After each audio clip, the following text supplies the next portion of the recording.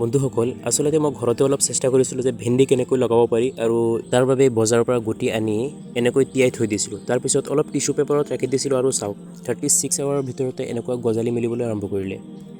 তাৰপিছত গুটিবিলাক লাহে লাহে ইয়াৰ পৰা আঁতৰাই যাতে এটাও নাভাগে তেনেকৈ সাৱধানেৰে আঁতৰাই ৰাখি দিলোঁ আৰু সেইফালে মাটি প্ৰিপাৰেশ্যনত লাগি গৈছিলোঁ।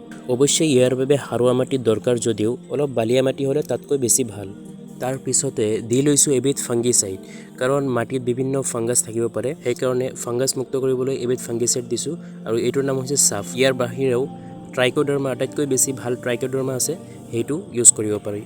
আৰু তাৰপিছতে এনেকৈ গজালি আহি থকা গুটিসমূহ লগালোঁ। লগাওঁতে ডেপ্থটো আধা ইঞ্চিৰ পৰা 1 ইঞ্চি হ'লে বেছি ভাল।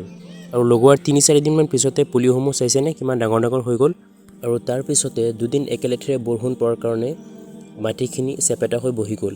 সেয়ে গছপুলিটোৰ কাষেৰে অলপ খান্দি পেলাই মাটিখিনি নৰম কৰি দিছোঁ আৰু পাৰিলে মাটিখিনি অলপ নৰম কৰি দি ভাৰ্মি কম্পোষ্ট বা গোবৰ সাৰ দি দিব পাৰিলে বেছি ভাল। আৰু সেইমতে গোটেইখিনি গছৰ গুৰিত অলপ অলপকৈ ভাৰ্মি কম্পোষ্ট দি দিলোঁ আৰু তাৰপিছত আকৌ পুনৰাই গছৰ গুৰিয়ে গুৰিয়ে মাটিখিনি ভালকৈ বহাই দি দিলোঁ। আৰু বৰ্তমান এতিয়ালৈকে এইখিনিলৈকে কৰা হৈছে আৰু এতিয়া পৰৱৰ্তী সময়লৈ ডাঙৰ হোৱালৈকে অপেক্ষা কৰিব লাগিব। থেংক ইউ ফৰ ৱাচিং দিছ ভিডিঅ'।